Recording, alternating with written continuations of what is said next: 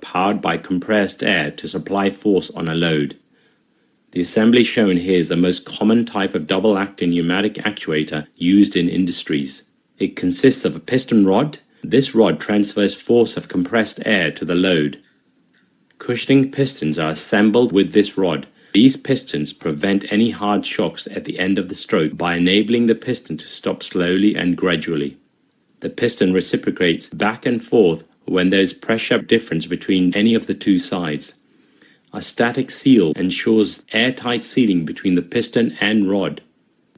Piston guide rings are assembled to prevent metal-to-metal contact of piston and cylinder. Piston seal provides airtight sealing between the cylinder and piston. This whole assembly then goes into a cylindrical bore. This cylinder is generally made up of aluminium or steel. A cylinder cap encloses cylinder chamber in one end and the cylinder head encloses a chamber from the other end. Cushioning buffers and seals are installed on respective ends. Captive adjustable cushioning screws are installed on each end. These screws enable user to adjust the optimum cushioning at the end of the stroke. This whole assembly is held together with tie rods. These rods also provide compressive and tensile strength to the actuator. Air ports are screwed to the ends through which compressed gas flows in and out. A pneumatic valve is connected to these air ports using pneumatic hoses. The valve shown here is a 5-port four-way valve. The ports A and B are connected to the cylinder. Port P is connected to the compressed air supply unit. Ports R and S are exhaust ports to which the pneumatic mufflers are attached. Now let's understand how a pneumatic cylinder works.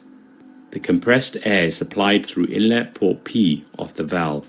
The valve directs air to a particular direction, which we can observe in the animation. In this case, the air is directed to port A. This high-pressure gas is then transferred to the cap end of cylinder through the pneumatic hose. This creates high pressure in the cap end of cylinder, which therefore pushes the piston towards the head end. This also pushes gas from the head end. This exhaust gas travels through the other hose and reaches the valve. The valve directs this gas towards port S and allows it to escape through a pneumatic muffler. The gas muffler helps to reduce any noise produced during exhaust.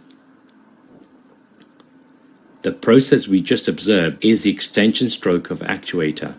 During the retraction stroke, the valve directs compressed air to the head end of cylinder. This causes the piston to return and air on the other chamber escapes from the exhaust port R.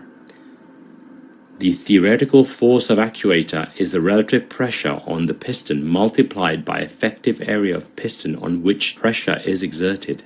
Here, the relative pressure is pressure of supplied air minus the atmospheric pressure. During extension stroke, compressed air can exert pressure on total cross-sectional area of piston. This gives us the expression of theoretical force as relative pressure multiplied by total area of piston. During retraction, the effective area of piston is reduced because the air cannot exert pressure on the area of rod. This gives us the expression of theoretical force as relative pressure multiplied by partial area of piston. Frictional losses on the interface of different surfaces also needs to be considered while designing pneumatic cylinder. The diameter of rod and length of stroke is also a determining factor for capacity of actuator.